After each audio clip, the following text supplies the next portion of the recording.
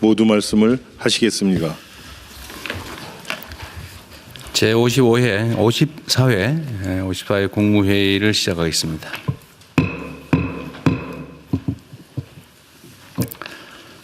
네. 오늘부터 정부 부처에 대한 2주차 업무 보고가 시작됩니다.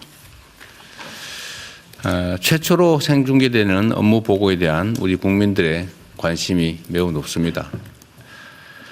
물론 각 부처 공무원들 입장에서는 새로운 방식에 익숙하지 않을 수도 있고 또 예년과 같은 형태로 업무 보고하면 아마 편할 수도 있을 겁니다.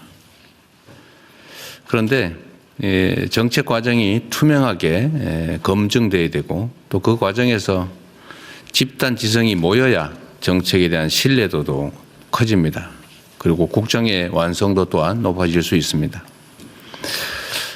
이번 정부에서 이전과 달리 국민들이 모두 지켜보는 가운데 업무 보고를 하게 하는 이유는 바로 이 때문입니다.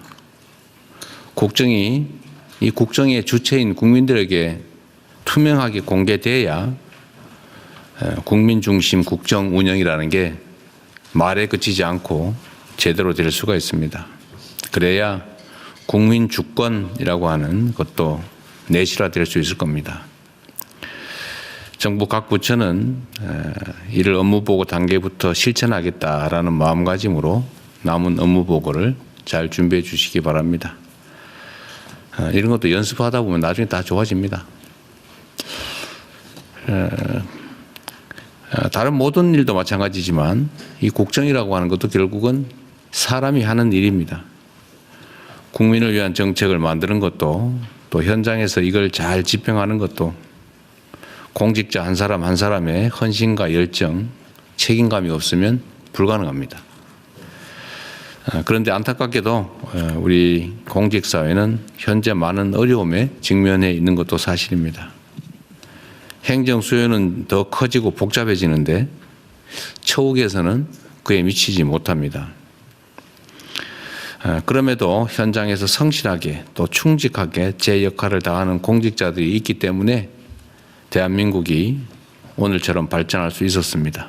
그리고 또 더 발전하는 내일도 기약할 수 있을 겁니다. 공직자들의 특별한 헌신과 성과에 대한 특별한 보상을 하겠습니다. 공무원들이 자긍심을 가지고 일할 수 있게 해야 되겠습니다. 각 부처에서는 탁월한 성과를 내는 공무원들에게 그에 걸맞는 파격적인 포상이 이루어질 수 있도록 후속 조치들을 신속하게 추진하시기 바랍니다. 공직사회 처우 개선을 위한 추가적인 해법도 계속해서 연구 검토해 주시길 바랍니다. 우리 사회에 여러 가지 문제들이 있습니다만 그중에 제일 큰 근본적인 문제가 바로 양극화일 겁니다. 양극화는 모든 영역에서 있죠. 뭐 정치 영역, 사회 영역, 또 경제 영역에도 있습니다.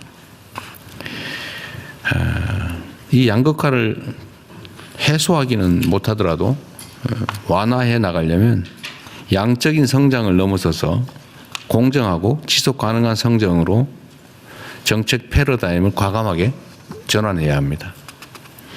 이를 위해서 정부 정책과 함께 사회 구성원 간의 연대와 협력을 촉진하는 경제 생태계 구축이 무엇보다 중요합니다. 우리가 경제, 기업 그러면 돈을 벌기 위해서 하는 거지라고 생각하지만 이윤 외에 다른 유인도 얼마든지 있습니다.